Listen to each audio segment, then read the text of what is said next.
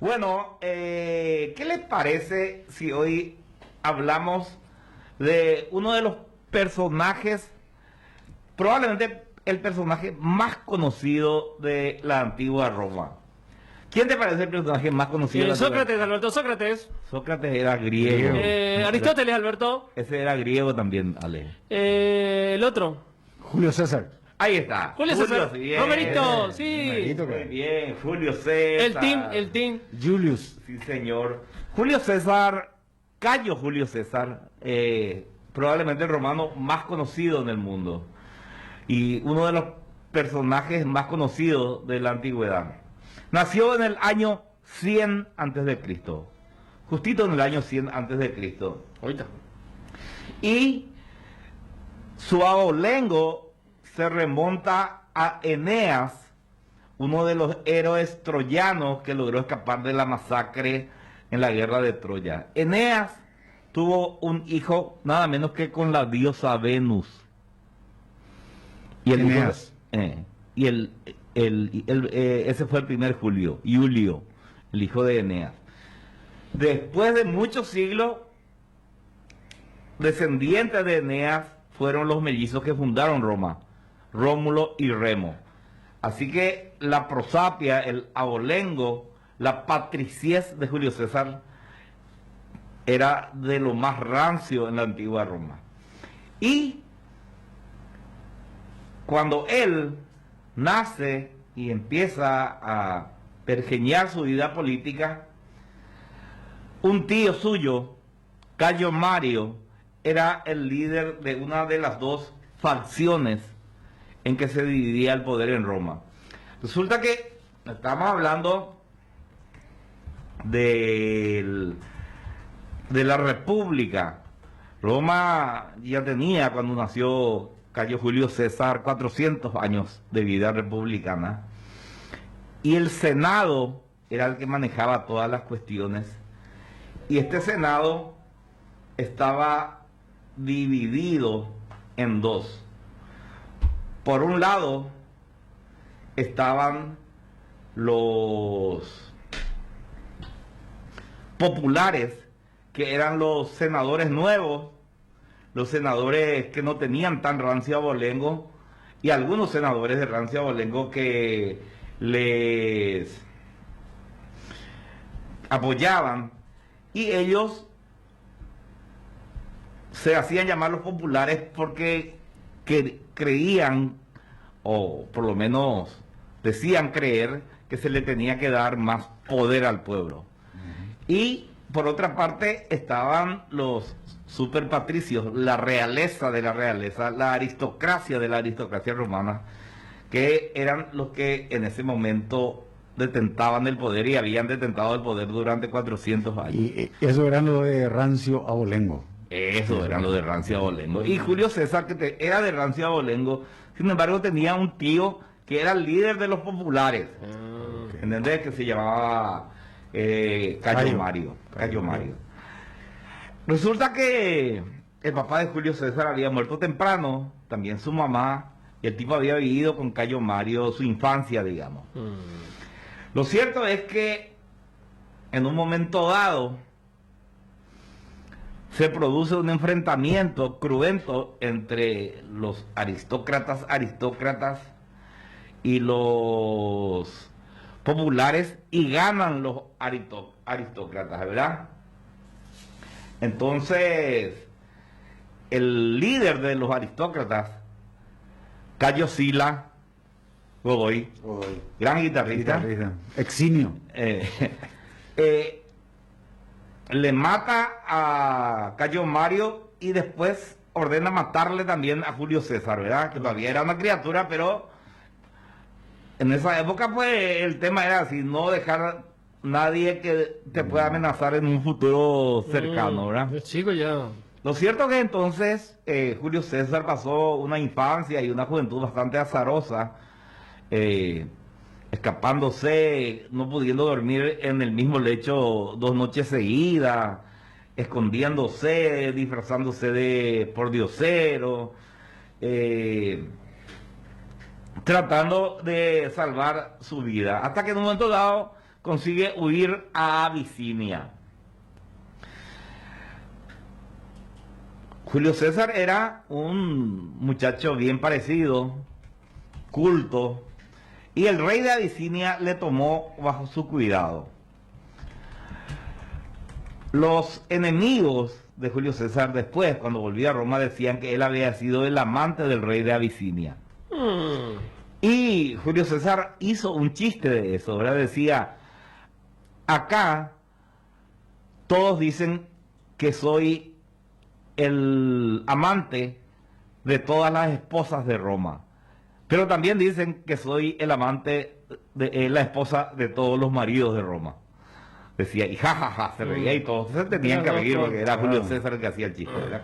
Bueno, lo cierto es que pasa el tiempo y muere Silas.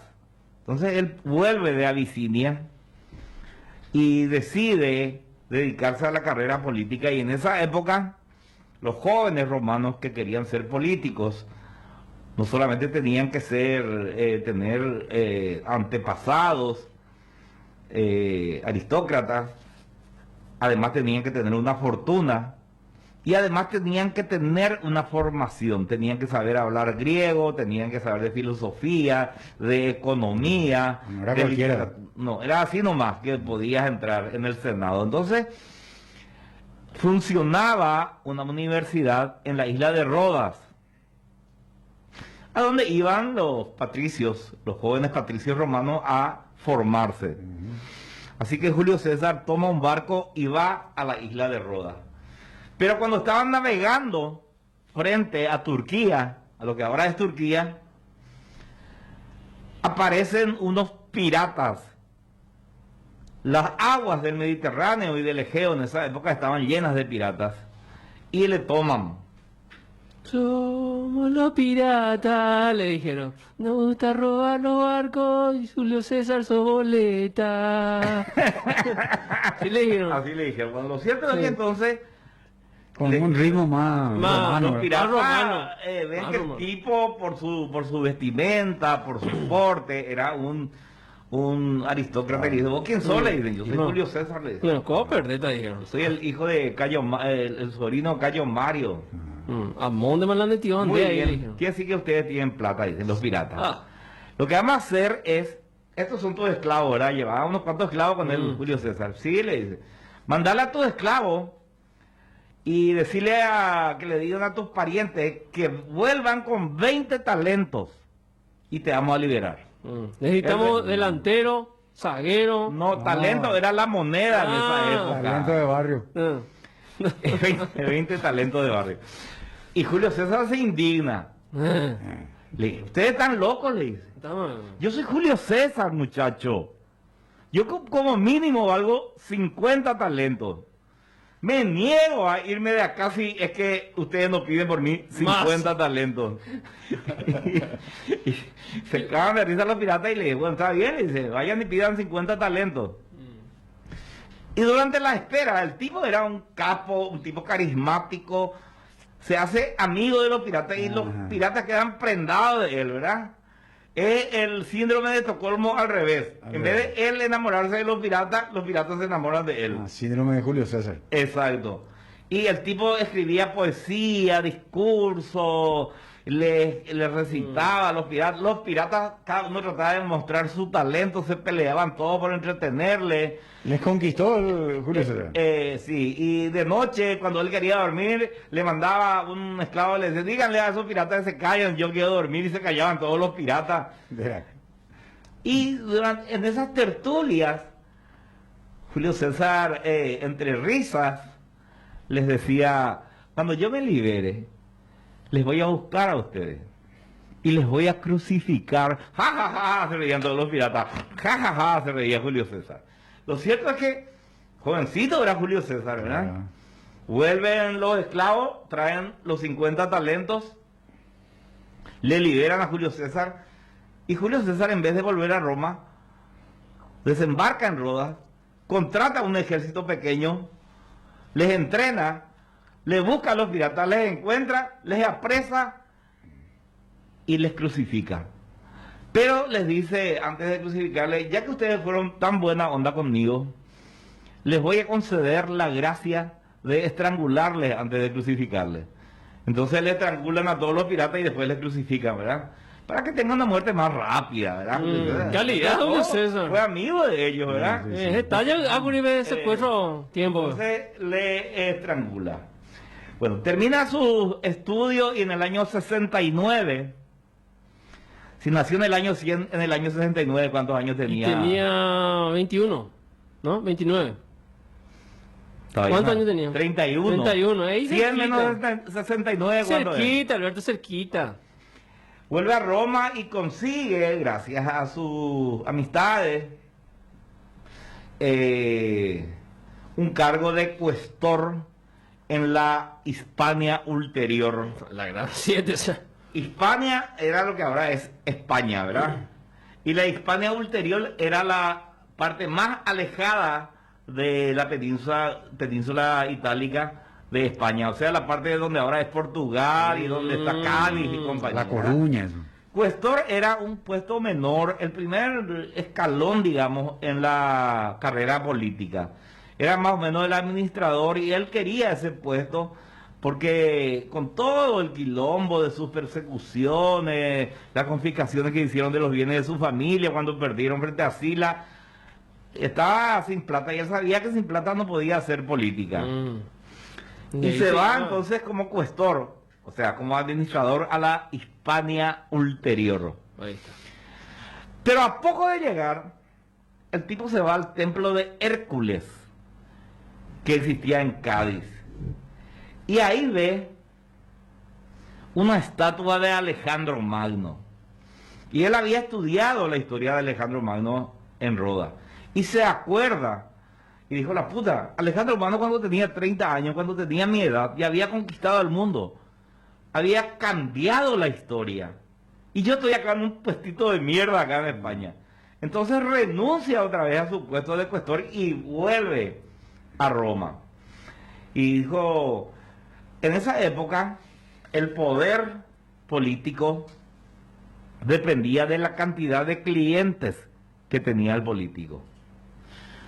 Esto que hasta ahora se usa, el clientelismo, ¿verdad? Clientelismo.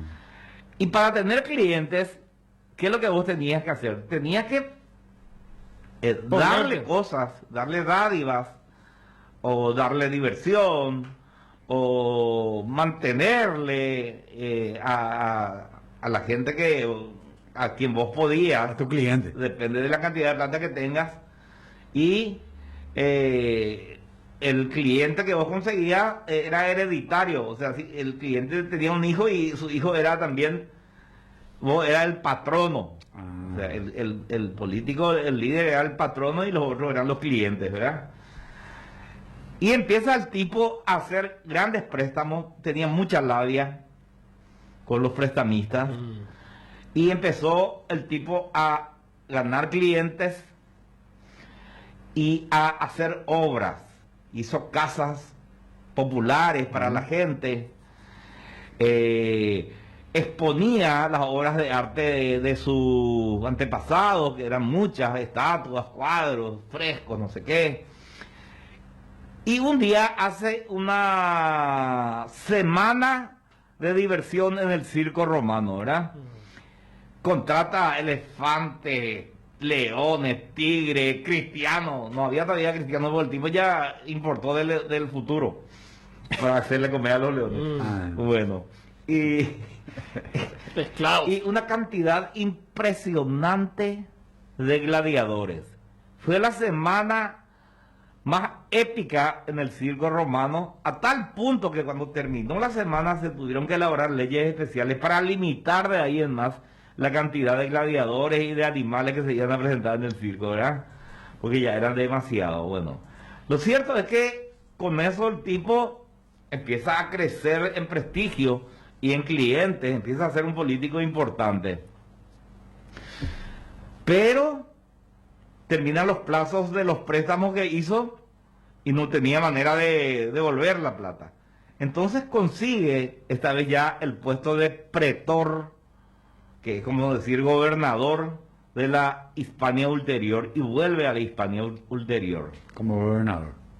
como gobernador.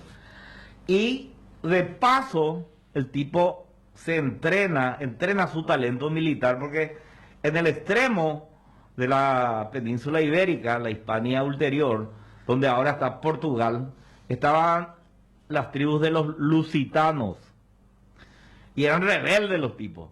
Y el tipo, vamos a arreglarle las cuentas a estos tipos, y se lleva una legión romana, le entrena y les vence a los lusitanos, ¿verdad?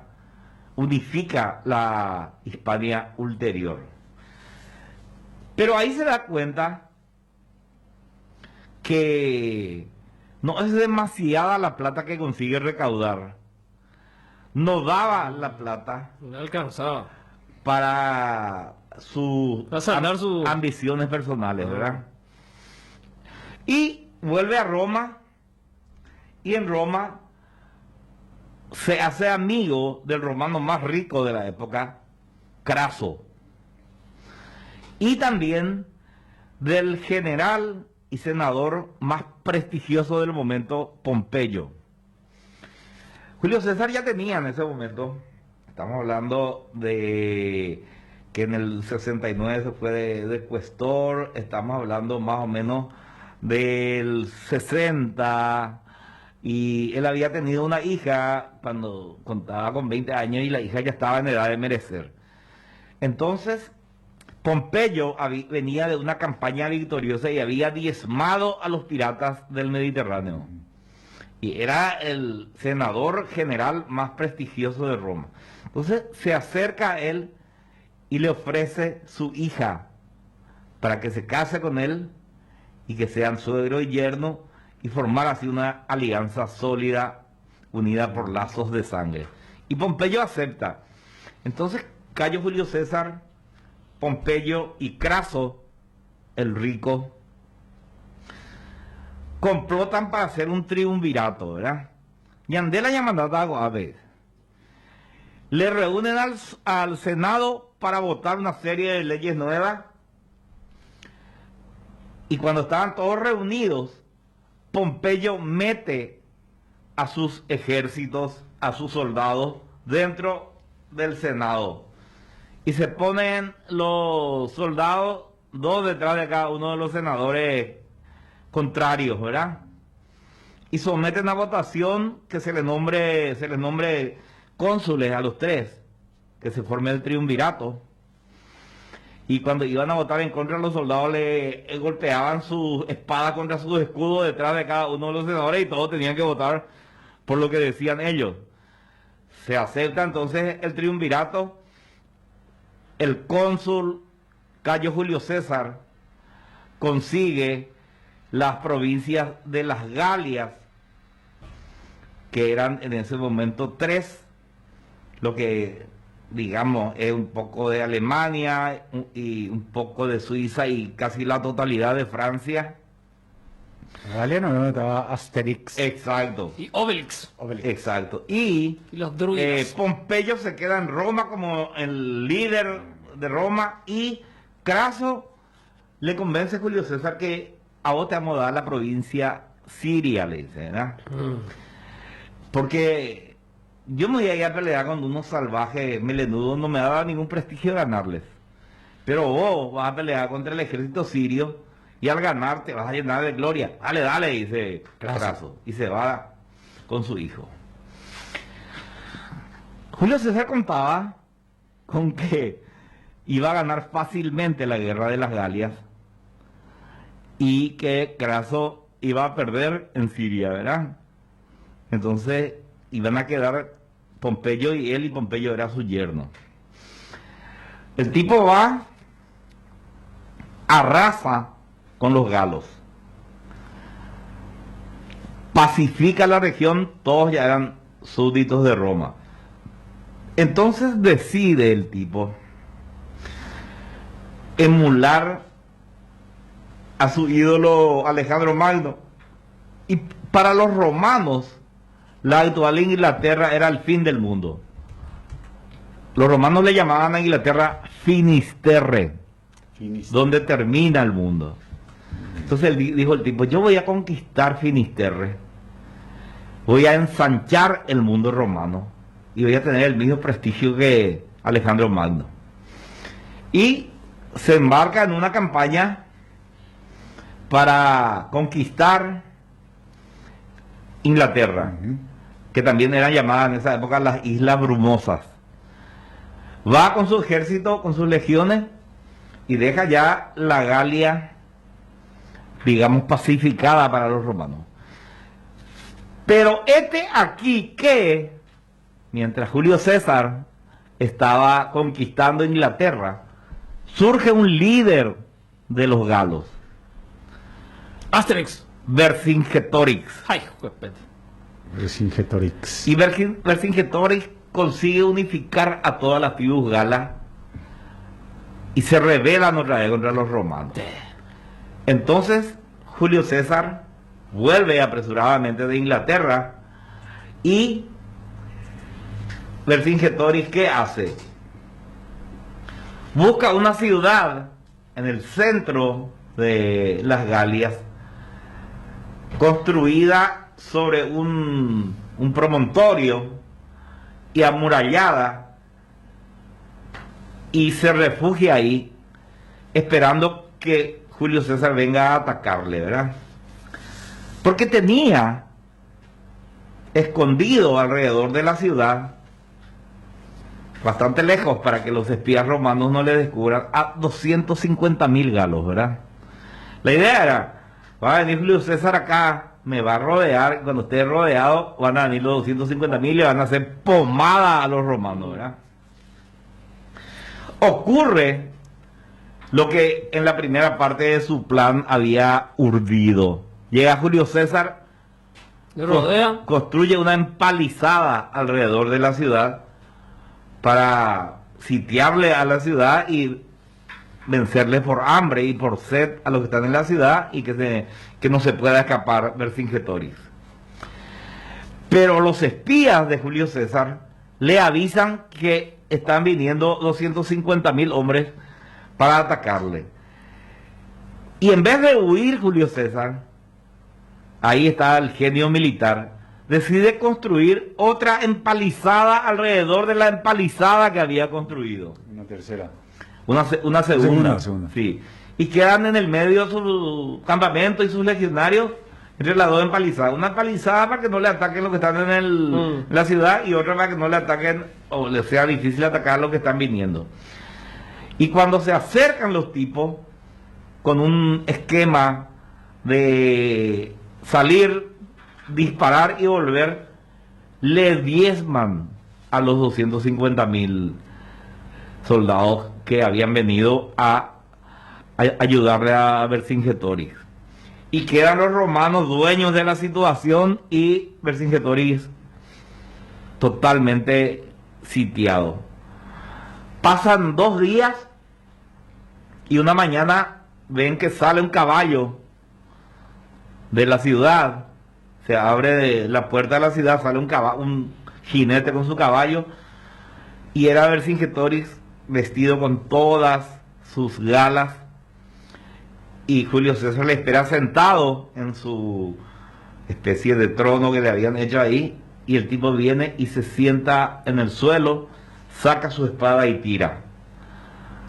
Se rinde Vercingetorix y le pide que le perdone la vida a la gente que está en la ciudad, que no tiene nada que verles.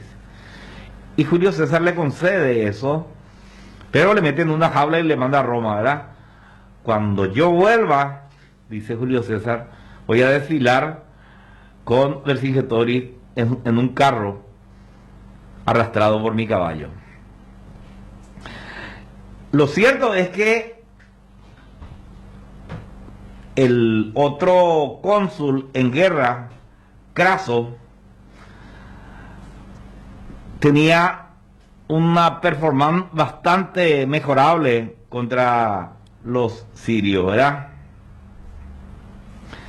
El tipo tenía un ejército formado por varias legiones, y el fuerte de los romanos, de las legiones romanas, era la infantería, ¿verdad? Que tenía una especie, unos escudos y una formación que parecía un tanque de guerra cuando avanzaban. Pero los sirios tenían unos caballos pequeñitos y unos arqueros con una puntería increíble. Estaban tan bien entrenados que apuntaban con su arco y su flecha y esperaban que las patas delanteras del caballo estén al aire para disparar, porque ahí tenían más estabilidad. Y la táctica que usaban era vendiendo como loco en su caballo, le tiraban una lluvia de flechas y se iban otra vez, ¿entendés? Y iban matando a los romanos.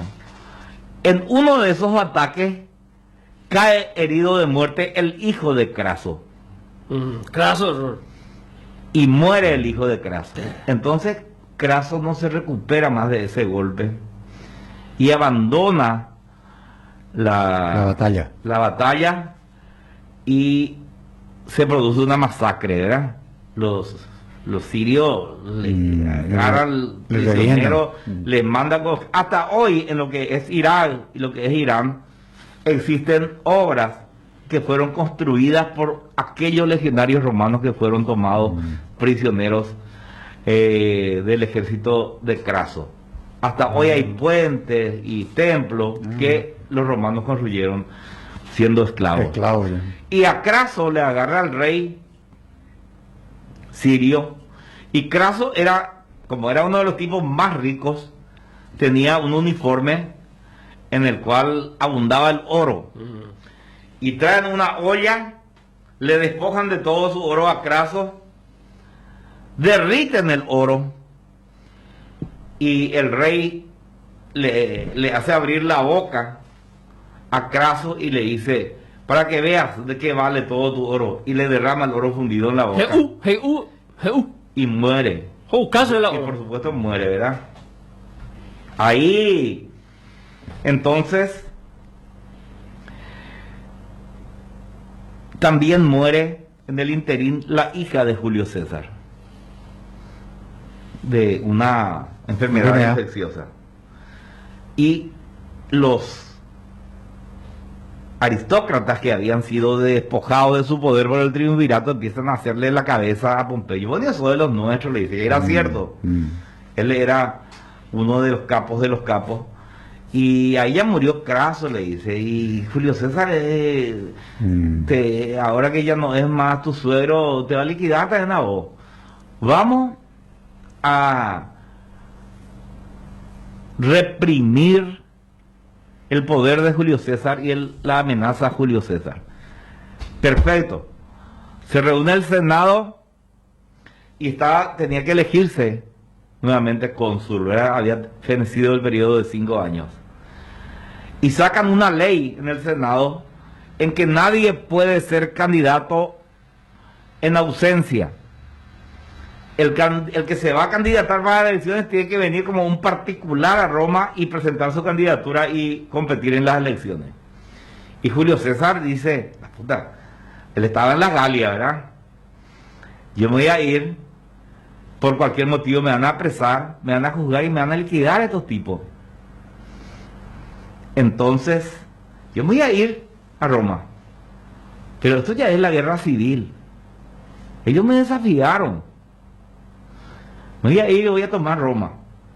Viene con su ejército y en la parte norte de Italia había un río que se llama, el Rubicón. Y por ley, los generales romanos que venían de sus campañas no podían hacer cruzar el Rubicón a sus ejércitos. El ejército tenía que quedar del lado norte y el comandante tenía que cruzar el Rubicón solo y sin armas y presentarse, ¿verdad? La historia mítica dice que Julio César cruza con su ejército y se va a Roma, pero no fue tan así, ¿verdad? La verdadera historia es que el tipo compra una carreta de unos campesinos de la zona, se disfraza de campesino y le manda a su ejército por un lado y él se va por otro, y tenían un punto donde encontrarse. Pero Julio César se pierde en su carreta y no llega a tiempo, entonces los soldados vuelven a cruzar el Rubicón, ¿verdad? Y cuando por fin encuentra el lugar Julio César, no había nadie. Entonces también vuelve el tipo a cruzar el Rubicón. Y ahí le dice a los soldados, los soldados ya están, era una época donde todo era superstición, ¿verdad? Por algo pasó esto, dicen los soldados, ¿verdad? Y le dice Julio César, el dado está lanzado, ya tenemos que irnos. Mucha gente dice la suerte está echada, pero en realidad alea jacta significa, alea es... ¿Qué, Alberto? Yo soy Ale. Alea es Alea, dado. Yacta es lanzar. El dado está lanzado, dice el tipo, ya. Está en el aire. Eso quiere decir ya... Está ya. Estamos en el baile. Ya no jugamos a la Hay que suerte. bailar, digo. La suerte está echada es literalmente también precisa, pero la frase literariamente la suerte está echada, pero literalmente es el dado está lanzado, El ¿verdad? dado. Alea jacta O es. sea que ya sabemos que había dado ya en esa No, época. ya había dados de madera, eran. De madera. Y algunos de marfil los que venían de Oriente. Después contarle Ya la se historia. jugaban a los dados. Bueno, lo cierto es que avanza a tomar Roma el tipo, ¿verdad? Y Pompeyo, en vez de atrincherarse en la ciudad, comete un craso error. Huye con su ejército a Grecia. Y dice el tipo, ¿por qué vas a hacer eso? Le dicen los senadores, sus cuates. Y dice, no, porque yo ahí pateo el suelo con un pie y de la tierra van a surgir soldados asiáticos para mi ejército. De ahí viene eso, consiguen 2 patadas esto, ¿verdad? En 2 Lo patadas. cierto es que se equivocó también, porque consiguió soldados, pero eran todos novatos. Eran buscavidas, no eran profesionales. Y César venía con un ejército que había tenido 10 años de campaña en la Galia y en Inglaterra, ¿verdad? Había mucha diferencia. Entonces, le sigue Julio César a Pompeyo, ¿verdad? Llega a Grecia y ahí se produce el encontronazo del ejército recontra entrenado de César y el ejército de novatos de Pompeyo, y por supuesto gana César. Pero Pompeyo consigue huir y le sigue otra vez César, ¿verdad? Porque César decía, si yo me encuentro cara a cara con Pompeyo, le voy a convencer de que podemos compartir el poder, no podemos ni nosotros pelearnos, si estuvimos juntos desde el principio. Pompeyo llega a Egipto, porque él había tenido buenos tratos con el faraón Ptolomeo XII. Pero cuando llega a Egipto Pompeyo, ya había muerto Ptolomeo XII. Y quedaban 2 faraones que tenían que gobernar juntos, porque eran esposos y hermanos. Miramos. Ptolomeo XIII y Cleopatra. Eran hermanos y a la vez se habían casado y tenían que gobernar juntos Egipto. Pero se odiaban. No sé cómo hermanos y casados y encima se odian, ¿verdad? ¿Qué más tenían que ser primos para quererse? Y al casarse. Cuando eran hermanos, cuando eran hermanos se querían, se casan y se odian. Lo cierto es que Cleopatra había sido expulsada del Palacio Real en Alejandría, que era la capital de Egipto, y llega primero Pompeyo, ¿verdad? Y Ptolomeo dice, sabedor de que Julio César venía detrás de él con su ejército, dice, acá me voy a quedar bien con Julio César, va a venir con su ejército y voy a asegurar y le voy a agarrar a Cleopatra, le voy a liquidar y me quedo yo como el único faraón. Se baja de su barca Pompeyo y le agarran los soldados egipcios, le cortan la cabeza Ay, joder. y llegan a embalsamar. Cuando llega Una semana después Julio César le reciben con la cabeza de... No, yo le de quería Pompeyo. convencer. Con la cabeza de Pompeyo Su ex yerno. y el anillo de Pompeyo en una bandeja. Este es el regalo de Ptolomeo. Y hay dos versiones de lo que pasó ahí, ¿verdad? De cómo reaccionó Julio César, ¿verdad? Una que es de Plutarco, un historiador cercano a César, dice que cuando César ve la cabeza de Pompeyo, se pone muy triste y llora a mares y despotrica contra Ptolomeo y se va al palacio y toma posesión él del palacio. Pero hay otra versión que corresponde a Lucano, que es un historiador más, digamos, Objetivo ya eso. imparcial, que dice que Julio César cuando ve la cabeza no mueve un músculo, sino que examina cuidadosamente U a U. Y estaba pensando el tipo, ¿verdad? Estaba diciendo, yo llego acá, están peleados los hermanos y marido y mujer, y este me está haciendo este regalo para que yo le apoye. Pero yo no sé quién está mejor ubicado. Y si le apoyo al perdedor, cago fuego. Entonces lo que voy a hacer es, no voy a comprometerme nomás. Y ahí empieza a llorar, ¿entendés? Para no comprometerse. Y le dije, "Ay, no quiero saber nada", y dice, me voy al palacio y se va al palacio. Cuando Cleopatra se entera de que Julio César y los romanos están en el O palacio, sea, fue una actuación de Julio César. una actuación, una astucia de Julio César. Actuación. Entonces Cleopatra se hace envolver desnuda en una alfombra. Y llevan la alfombra, dos esclavos, entran al palacio y le dicen acá, le traemos la alfombra que pidió Julio César. Ah, bueno, pasan, entran en la habitación de Julio César, desenrolla, dejan ahí la alfombra, salen, Julio César desenrolla la alfombra y estaba Cleopatra desnuda. Y le examina un rato Julio César y llega a la conclusión de que ella es la que tiene que ser la faraona, ¿verdad? ¿Y sí? Y sí, entonces, La carne es de él. lo que pasa es que Ptolomeo tenía el ejército y Julio César tenía un puñado nomás de legionarios, no trajo todo su ejército. Claro. Entonces le rodean a Julio César y a Cleopatra, que cada vez que salían de la cama miraban por la ventana y le veían a Ptolomeo esperándole ahí. Imagínate vos, le quita el trono y la esposa inclusive, ¿verdad? Y su hermano. Y su hermano otra vez. Y la Le alfombra. Moray, La alfombra. y su alfombra. Entonces,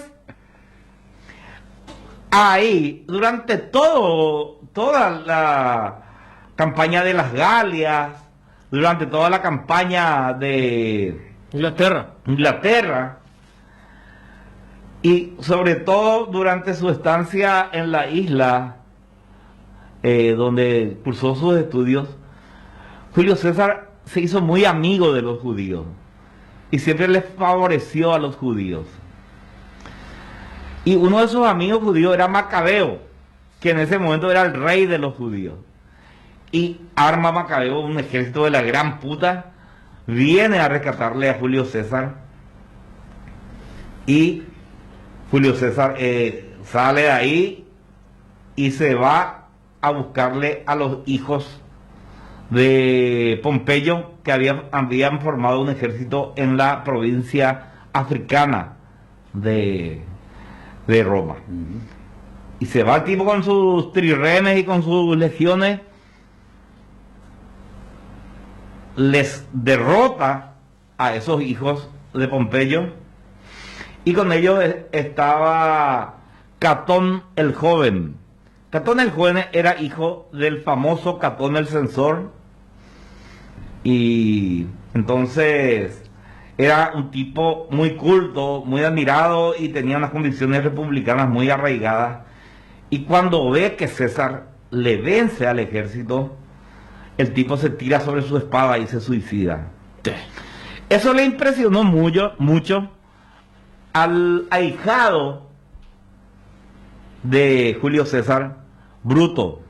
Brutus. Bruto era un joven muy idealista y bastante tonto, ¿verdad?